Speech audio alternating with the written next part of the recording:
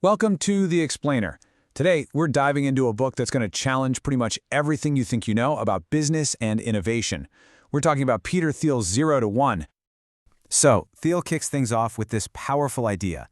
The next big thing, the next Bill Gates or Larry Page, isn't going to come from just copying what they did. The book's whole premise is this. Real progress, the kind that shapes the future, doesn't come from copying. It comes from creating something brand new, out of nothing. Okay, so Thiel breaks down progress into two camps. You've got 1 to N, which is basically taking something that already exists and just making more of it, copying it. But then there's the really important stuff, the leap from 0 to 1. And that's about creating something totally new, something the world has never seen before. All right, so what does this whole 0 to 1 idea really mean in practice? What does it actually look like? He breaks it down like this. First, you have what he calls horizontal progress. Think of this as globalization. You take a successful idea, say a smartphone, and you spread it all over the world. You're going from 1 to N. You're just copying a proven model. But then there's vertical progress, and this is all about technology in the broadest sense, creating a totally new capability. Going from a world with no smartphones to one with smartphones. And this is where Thiel drops his big contrarian bomb. He says our future actually depends way more on this vertical, 0 to 1 leap than on just globalization. Just copying what works isn't enough to sustain us.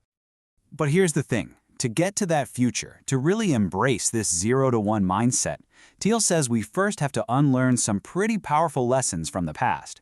And it all goes back to one single massive event, the dot-com crash. Man, the dot-com crash in 2000, it really left a mark on Silicon Valley. It was this huge, traumatic event. All that crazy optimism just evaporated overnight. And what rose from the ashes was this new, super cautious way of thinking about how to build a company. Yeah, after the crash, a whole new set of rules became gospel. Big, ambitious visions? Nope, too dangerous. The new playbook was all about playing it safe. Make small, incremental improvements. Stay lean and flexible, which often meant don't have a plan, and just try to do what your competitors are doing, but a little bit better. But Thiel, he looks at all that and says you learned the exact opposite lesson. He says we should risk being bold, not trivial. That a bad plan is better than no plan at all. And this contrarian thinking leads us to maybe his most controversial idea of all. That competition, the thing we're all taught is the foundation of capitalism, is actually a terrible thing. Okay, let's dive into this one, because it's a biggie. The idea that competition is actually bad. I know, right? It sounds totally backward. But Thiel's logic is actually super simple. Think about it. Capitalism is about building up capital, right? But what does perfect competition do? It pushes profits down to 0. If you're constantly in this brutal war with competitors over price and features, nobody's making any real lasting money. Just look at the airline industry. It's the poster child for fierce competition. They create enormous value. They fly us all over the world, but they barely capture any of it for themselves. Their profit margins are razor thin. Now contrast that with a company like Google.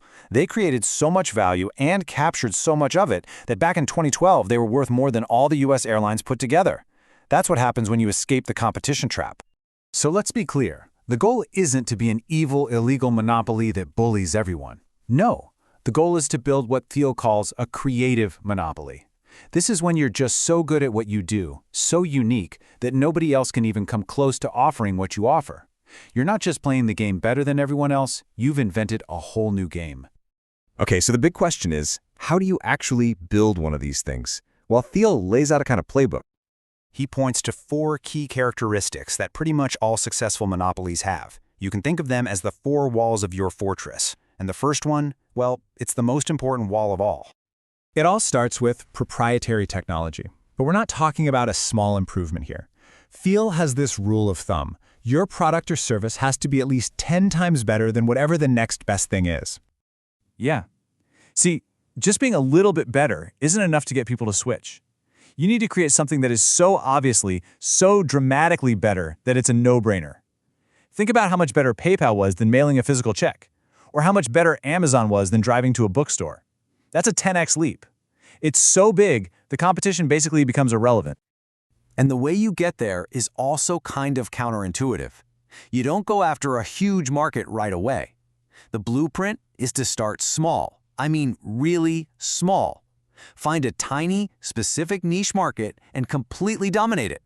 Just like PayPal did with a small group of sellers on eBay, or how Facebook started with just Harvard students. Once you own that little pond, then you can start expanding out to the ocean. So, you can see that building something new, something that's truly 0 to 1, isn't just about a business plan. It's a mindset. It's about seeing the world differently. And that means you have to escape the competition of ideas, too. It's about not getting caught up in the madness of the crowd. It means you have to question the conventional wisdom, all those safe rules that came out of the dot-com bust. It's about learning to think for yourself, from the ground up, not just following a formula. And this all brings us back to what's probably Thiel's most famous question, the one he asks in interviews. It's a challenge, really. A challenge to look for those important truths that are hiding in plain sight. Because the answers to that question, well, they're not just interesting ideas. They're the blueprints for building the future. So I'll leave you with that. What's your answer?